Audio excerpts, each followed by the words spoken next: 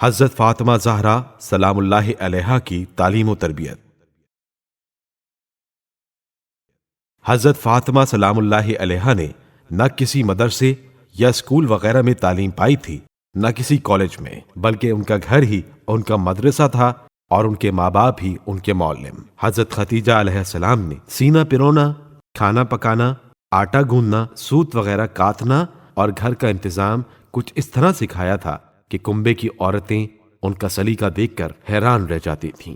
ان کی لڑکیاں عموماً سن بلوغ تک گڑیاں کھیلنے، گانے بجانے اور لہو و لعب میں وقت ضائع کرنے کی عادی تھیں۔ جناب سیدہ علیہ السلام کو ان باتوں سے نفرت تھی کہ وہ لڑکیوں کے پاس بیٹھ کر بجائے کھیل کھیلنے کے ذکر خدا کیا کرتی تھیں۔ حضرت رسول خدا صلی اللہ علیہ وآلہ وسلم نے شروع ہی سے حضرت فاطمہ سلام اللہ علیہا کو احکام دین سکھانے شروع کر دیے تھے۔ گویا یہ تخم ریزی تھی اس ایمانی کھیتی کی جو کچھ روز بعد ایسی لہلہائی کہ دیکھنے والے حیرت میں آ گئے۔ جو آیت حضرت رسول خدا صلی اللہ علیہ وآلہ وسلم پر نازل ہوتی تھی، آپ صلی اللہ علیہ وآلہ وسلم اس کو جناب سیدہ سے بھی بیان فرماتے تھے اور اس کا حقیقی مفہوم بھی سمجھاتے تھے۔ یہی وجہ تھی کہ رفتہ رفتہ جناب فاطمہ سلام اللہ علیہا کا سینہ علوم قرآن کا خزانہ بن گیا۔ ان کی قرآن شناسی کا اندازہ اس بات سے لگائیں کہ ان کی کنیز خاص جناب فضہ نے متکلمہ بالقرآن کے لقب سے شہرت حاصل کی، یعنی جناب فضہ نے 20 برس آیات قرآنی کے علاوہ کوئی دوسری بات منہ سے نکالی ہی نہیں۔ جس مطلب کو بیان کرنا ہوتا تھا اس سے ملتی جلتی آیت پڑھ دیتی تھیں اور لوگ مطلب سمجھ جاتے تھے۔ یہ طریقہ انہوں نے اس لیے اختیار کیا تھا کہ کذب اور غلط بیانی سے ان کی زبان آشنا ہی نہ ہو۔ قرآن کے علاوہ حضرت سیدہ احادیث رسول صلی اللہ علیہ وآلہ وسلم کی بھی بہت بڑی عالمہ تھیں۔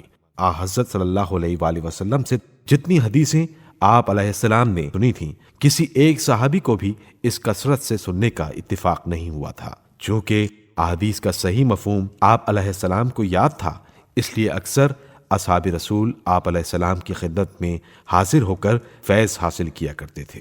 جناب سیدہ علیہ السلام اخلاق و عادات میں اپنے پدر بزرگوار کا بہترین نمونہ تھیں۔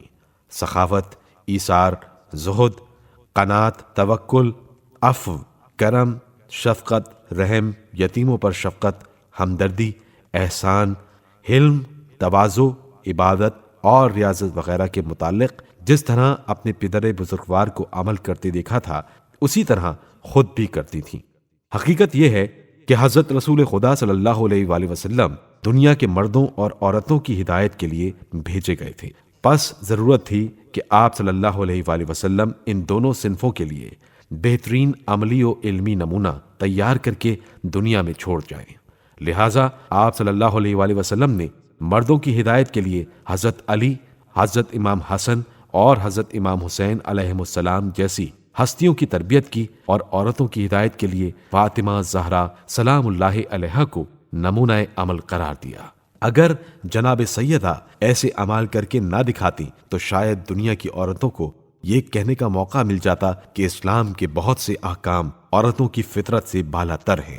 حضرت رسول خدا صلی اللہ علیہ وآلہ وسلم کی تربیت ہی کا اثر تھا کہ ایک مرتبہ کچھ عورتیں آپ علیہ السلام کے پاس بیٹھی ہوئی غیبت کرنے لگیں تو آپ علیہ السلام وہاں سے جی بجبی ہو کر اٹھ کھڑی ہو گئیں۔ کسی نے سبب پوچھا تو فرمایا، میرے پدر بزرگوار نے غیبت سننے سے منع کیا ہے، پھر میں تمہارے ساتھ اس گناہ میں کیوں شریک ہوں؟ حسد کی عادت عموماً عورتوں میں پائی جاتی ہے، وہ اپنے سوا کسی اور کو اچھی حالت میں دیکھ نہیں سکتی، لیکن جناب سیدہ اس بیماری سے کوسوں دور تھیں۔ عورتیں عموماً رسم و رواج کی بہت پابند ہوتی ہیں اور خوشی یا غم کے موقع پر ان رسوم کو بجا لانا نہایت ضروری سمجھتی ہیں جو ان کے خاندان میں برسوں سے ہوتی چلی آئی ہیں۔ جناب سیدہ نے زمانہ جاہلیت کی رسموں کو نہ کبھی خود کیا اور نہ دوسروں کے یہاں شریک ہوئیں۔ مثلا شادی کے موقع پر کنواری لڑکیاں مردوں کے سامنے بے حجابی سے ناچا گایا کرتی تھیں اور لغو باتیں کیا کرتی تھیں۔ جناب سیدہ سلام اللہ علیہا نے ایسا کبھی نہیں کیا۔